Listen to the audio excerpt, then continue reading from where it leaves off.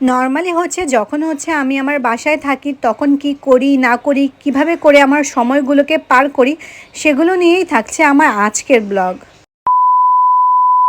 Hello, আসসালামু আলাইকুম everyone, this is Shanta from daily diary of Shanta.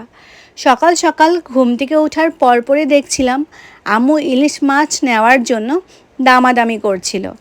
বর্তমান সময়ে ইলিশ মাছের যা দাম বেড়েছে, আমাদের মতো মধ্যবিত্ত মানুষদের জন্য ইলিশ মাছ কিনে খাওয়াটা স্বপ্ন ছাড়া আর কিছুই না। ইলিশ মাছ যদিও আমাদের জাতীয় মাছ, কিন্তু তা সত্ত্বেও আমরা ইলিশ মাছই কিনে খেতে পারি না। কী আর করার, মনের কষ্ট মনেই রয়ে যায়। যাই হোক, গতকাল আমাদের বাসায় অনেক অনেক বছর পর আমার খালাতো ভাই বোনরা এসেছিল। খুবই ভালো লাগে যখন বাসার মধ্যে অনেক অনেক মেহমান থাকে। আমাদের বাসা একটু দূরে হওয়াতে কোনো খালাতো ভাই বোনরা কেউই আমাদের বাসায় আসতে পারে না। আমার খালাতো ভাই বোনরা সবাই কাছাকাছি থাকে, শুধুমাত্র আমরাই একটু দূরে থাকি, যার কারণে তারা চাইলেও আসলে আমাদের বাসায় সবসময় আসতে পারে না, বা আমরাও চাইলে সবসময় যেতে পারি না। কাছাকাছি বাসা থাকলে অনেক সুবিধা হয়, বাট আমাদের বাসা দূরে হওয়াতে অনেকটাই অসুবিধা হয়ে যায়। কখনো মন খারাপ হলে, খুব একাকিত্ব ফিল হলে কোথাও যেতে পারি না। বাসায় যেহেতু অনেক গেস্ট ছিল, তাই অনেক থালা প্লেট নামানো হয়েছিল। সো এগুলো হচ্ছে আম্মু ওয়াশ করে শুকাতে দিয়েছিল। সো এখন হচ্ছে শুকিয়ে গিয়েছে, তো আমি হচ্ছে এক এক করে সব কিছু গুছিয়ে রাখছিলাম। তো প্রতিটা থালা প্লেটের মধ্যেই আসলে অনেক স্মৃতি জড়িত আছে। এইখানে প্রতিটা প্লেট বাটির মধ্যেই অনেক গল্প রয়েছে। যেমন এখানের মধ্যে কিছু প্লেটস রয়েছে যেগুলো হচ্ছে আমার দাদুর দেওয়া শেষ স্মৃতি, যেগুলো আমার আম্মু এখনও সযত্নে রেখে দিয়েছে। আমার আম্মু আমার দাদুকে কখনোই চোখে দেখেনি, কারণ হচ্ছে আম্মুর বিয়ের আগেই হচ্ছে আমার দাদু মারা গিয়েছিল, যার কারণে সে শাশুড়ির ভালোবাসা কিছুই পায়নি। কিন্তু মানুষের মুখে অনেক শুনেছে আমার দাদুর প্রশংসা। আলহামদুলিল্লাহ, আমি দাদুর ভালোবাসা না পেলেও দাদার ভালোবাসা অনেক অনেক পেয়েছি। সো এইখানে হচ্ছে আমি কিছু প্লেট একদমই নতুন নিয়েছিলাম, তো সেগুলো হচ্ছে আবার একই অবস্থায় রেখে দিচ্ছিলাম। তোমরা হয়তো বা ভাবছো কেন হচ্ছে আমি পেপার দিয়ে এগুলোকে মুড়িয়ে রাখছি।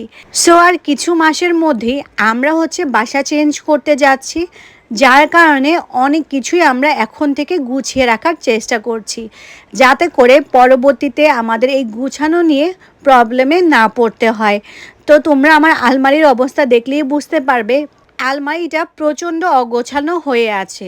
কারণ আমাদের কাছে যেসব কাচের জিনিসপত্র রয়েছে, তার অর্ধেক জিনিসই হচ্ছে আমরা খাটের তলে রেখে দিয়েছি। কারণ হচ্ছে আমাদের যে ওয়াল ক্যাবিনেটটা রয়েছে, সেটার মধ্যে একদমই স্পেস নাই যে কিছু একটা রাখবো। সো আমাদের হচ্ছে আরেকটা ওয়াল ক্যাবিনেটের খুব বেশি ইমার্জেন্সির প্রয়োজন, কিন্তু আমাদের বাসায় আসলে তেমন একটা স্পেস নেই, যার কারণে একদম গাদাগাদি করে আসলে জিনিসপত্রগুলো রাখতে হচ্ছে। পরবর্তীতে যখন নতুন বাসা নেওয়া হবে, তখন হচ্ছে আমরা আরেকটা ওয়াল ক্যাবিনেট নিয়ে নিব, তাতে করে আমাদের জিনিসপত্রগুলো খুব সুন্দর করে আমরা গুছিয়ে রাখতে পারবো। সরকারি কোয়ার্টারে থাকি বলে অনেক কিছুই আসলে শখ পূরণ করতে পারি না। অনেক সময় মন চায় এটা কিনি ওইটা কিনি। আমার এবং আমার আম্মুর ঘর সাজানোর প্রতি অনেক বেশি আগ্রহ রয়েছে, বাট আমাদের ঘরের স্পেস কম হওয়ার কারণে আমরা দুজনেই কোনো কিছু সুন্দরভাবে গুছিয়ে রাখতে পারি না। একটার উপরে আরেকটা, আরেকটার উপরে আরেকটা, এভাবে করে গাদাগাদি করে জিনিসপত্র রেখে দিন পার করতে হচ্ছে। আল্লাহ যদি চায় কখনো বড় বাসা নেওয়া হয়, তখন ইনশাল্লাহ একদম মনের মতো করে নিজের ঘরটাকে সাজাবো, আর সব কিছুই তোমাদের সাথে শেয়ার করব ইনশাল্লাহ। সো এইদিকে কথা বলতে বলতে আমারও গোছানো শেষ হয়ে গেছে, আর দুপুরের সময়ও হয়ে গিয়েছে। তাই হচ্ছে আমি ওয়াফিয়ার জন্য ভাত নিয়ে চলে এসেছি। সো এখন হচ্ছে আমি ওয়াফিয়াকে দুপুরের খাবারটা খাইয়ে দিব। ওয়াফিয়া কার্টুন ছাড়া একদম কিছুই খেতে চায় না। খাওয়ার সময় ওকে মাস্ট কার্টুন দিয়ে তারপরেই খাওয়াতে হয়। এটা যেন একটা বদ অভ্যাস তৈরি হয়ে গিয়েছে, কিন্তু এখানে সম্পূর্ণই আমার দোষ। কিন্তু কী আর করার, যদি ওকে কার্টুন দেখিয়ে ভাত না খাওয়াই, তাহলে হচ্ছে ও পুরো কোয়ার্টার ঘুরে বেড়াবে। তাই হচ্ছে ওকে কার্টুন দেখিয়ে ভাত খাওয়াতে হয়, যাতে করে ওর পেটটা ভরা থাকে, আর না হলে কখনই হচ্ছে পুরো ভাতও ফিনিশ করে না। এইদিকে ওয়াফিয়াকে খাওয়াতে খাওয়াতে দেখলাম বাইরে প্রচণ্ড বৃষ্টি হচ্ছে। ওয়াফিয়া তো বৃষ্টি দেখে অনেক বেশি খুশি হয়ে গেছে আর অনেক বেশি এনজয় করছে। সো আমিও ওর সাথে কোয়ালিটি টাইম স্পেন্ড করার জন্য চলে এসেছি।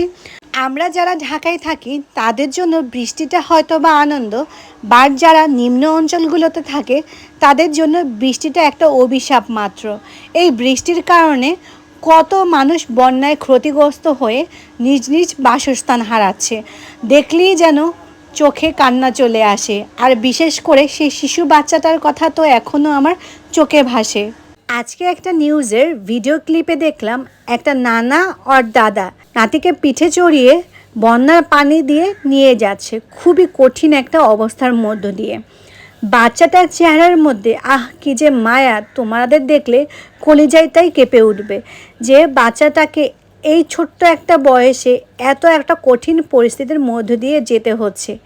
আল্লাহর কাছে একটাই দোয়া, হয়তো বা আমাদের ওই রকম সামর্থ্য নেই যে আমরা বন্যাত মানুষদেরকে ওইভাবে করে সাহায্য সহযোগিতা করব, কিন্তু আল্লাহর কাছে মন থেকে দোয়া তো করতে পারি যে আল্লাহ যেন সবাইকে এই কঠিন পরিস্থিতি থেকে বের হয়ে আসার সুযোগ করে দেয়, আল্লাহ যেন প্রত্যেকটা জানমালের সুরক্ষা করে।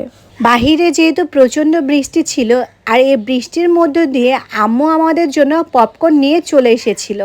তো এখন বাসার সবাই মিলে পপকর্ন খাওয়াটা এনজয় করব। এইদিকে পপকর্ন খাওয়ার পর মামা ভাগ্নির দুষ্টমিগুলো জাস্ট তোমরা দেখো। তুমি পিঠার খাবা? ছোট বেবি হয়ে গেছে, লিটল বেবি।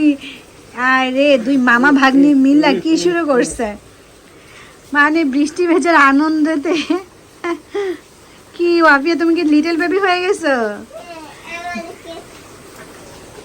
বাহুবলী, মহেন্দ্র সিং বাহুবলী। ওয়াফিয়া তুমি কি বাহুবলী হয়ে গেছো? ইয়া তাসিন তুই বাহুবলী? বাহুবলী না, সরি, বাহুবলীর মা।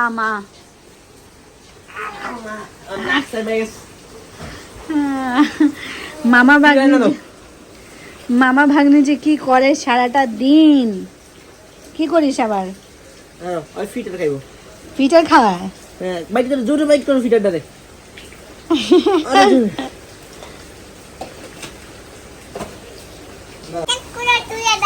লুসি, তুমিও কি বৃষ্টি দেখো? লুসি, তুইও কি বৃষ্টি দেখতেছস? সো এইদিকে বিকেল গড়িয়ে সন্ধ্যা হয়ে গিয়েছে, এখনও বাহিরে প্রচণ্ড বৃষ্টি হচ্ছে। সো বৃষ্টির মধ্যে দিয়ে তাই ভাবলাম একটু স্কিন কেয়ার করা যাক। তো আমি দেখছিলাম আমার স্কিনের মধ্যে অনেক বেশি হোয়াইট হেডস হয়ে গেছে। সো চলো এগুলোকে রিমুভ করি। সো সবার প্রথমে আমি প্যানের মধ্যে পানি বয়েল করতে দিয়েছি। এটা দিয়ে আমি আমার ফেসটাকে স্টিম করে নিব। যেহেতু আই এম গরিব, আমার কাছে ফেস স্টিমার নাই, তাই এইভাবে করেই আমি আমার ফেসটাকে স্টিম করব। তো সবার প্রথমে পানিটা যখন বয়েল হয়ে যাবে তখন আমি একটা মোটা তাওয়াল নিয়েছি। এখন পানিটাকে আমি আমার মুখের সামনে নিয়ে এসে তাওয়াল দিয়ে চারিদিকটা ঘিরে রাখবো, যাতে করে যে স্টিমটা আছে বাহিরে না যেতে পারে, ডিরেক্ট আমার ফেসের মধ্যে ঢুকতে পারে। এতে করে আমার যে স্কিনের পোর্সগুলো রয়েছে সেটা একদম ওপেন হয়ে যাবে, তখন হোয়াইট হেডসগুলো বের হতে একদমই ইজি হয়ে যাবে। সো এটাকে আমি আবার সেকেন্ড টাইম করছি, যাতে করে ভালো করে পোর্সগুলো ওপেন হতে পারে। সো মোটামুটি এইটা আমি 10 মিনিটের মতো করে নিয়েছি। এখন আমার স্কিনের মধ্যে স্টিম দেওয়া কমপ্লিট হয়ে গিয়েছে। এখন আমার স্কিনের যে পোর্সগুলো আছে সেগুলো মোটামুটি ওপেন হয়ে গিয়েছে। এখন আমি এই চারকোল মাস্কটা ইউজ করব। তো চারকোল মাস্ক অ্যাকচুয়ালি ইউজ করা হয় মুখের মধ্যে যদি কোনো হোয়াইট হেডস বা ব্ল্যাক হেডস থাকে সেগুলোকে রিমুভ করার জন্য। এটা খুবই ভালো কাজ করে। সো অনেকেই চারকোল মাস্কটা ইউজ করার সঠিক নিয়মটা জানে না, অনেকেই ডিরেক্ট মুখের মধ্যে এই মাস্কটা ইউজ করে ফেলে, যার কারণে হোয়াইট হেডস বা ব্ল্যাক হেডস যেগুলো থাকে সেগুলো রিমুভ হয় না। তো এটা নিয়ে অনেকেই কমপ্লেন করে যে প্রোডাক্টটা ভালো না, কাজ করে না। চারকোল মাস্ক ইউজ করার সঠিক নিয়মটা প্রথমে মুখের মধ্যে ভালো করে স্টিম দিয়ে নিতে হবে এবং ভালো করে পোরগুলো ওপেন করে নিতে হবে। পোরগুলো যখন ওপেন হয়ে যাবে ঠিক ওই সময় এই মাস্কটা ইউজ করতে হবে।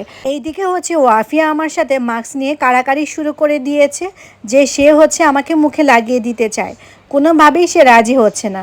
ফাইনালি ওকে বললাম যখন হচ্ছে মাস্কটা শুকিয়ে যাবে তখন হচ্ছে তুমি আমাকে রিমুভ করে দিও।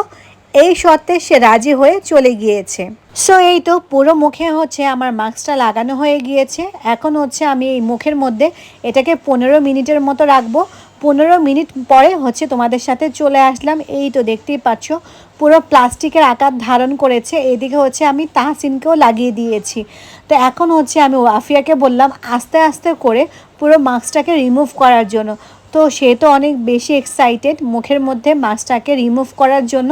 মুখ থেকে মাস্কটা রিমুভ করার পর মুখের মধ্যে ইনস্ট্যান্ট একটা ব্রাইটনেস চলে আসে, সেটা তোমরা নিশ্চয়ই অলরেডি বুঝতে পেরেছো। তো এইটা আসলে উইকলি 2বার যদি তোমরা ইউজ করো রেগুলার, তাহলে মুখের মধ্যে কোনো হোয়াইট হেডস আর হবে না। সো এই তো আমি হচ্ছে ফুল ফেসের মাস্কটা রিমুভ করে তোমাদের কাছে চলে এসেছি। তো তোমরা ইনস্ট্যান্ট ব্রাইটনেসটা দেখতেই পারছো। এটা হচ্ছে রেগুলার যদি ইউজ করা হয় তাহলে অনেক বেশি উপকার, বাট আমি এতটাই অলস যে রেগুলার এটা ইউজ করি না, তবে ইউজ করাটা আসলে খুবই ভালো। সো এইদিকে আমার সাথে বসে আছে লুসি, সে বাহিরে প্রচণ্ড বৃষ্টি হচ্ছে, বাহিরে বৃষ্টি দেখে দেখে বৃষ্টির ফিল নিচ্ছে। সো এই তো ছিল আমার আজকের ব্লগ। অন্য কোনো ব্লগে আবার তোমাদের সাথে দেখা হবে। সে পর্যন্ত সবাই ভালো থাকবে, সুস্থ থাকবে। আল্লাহ হাফেজ।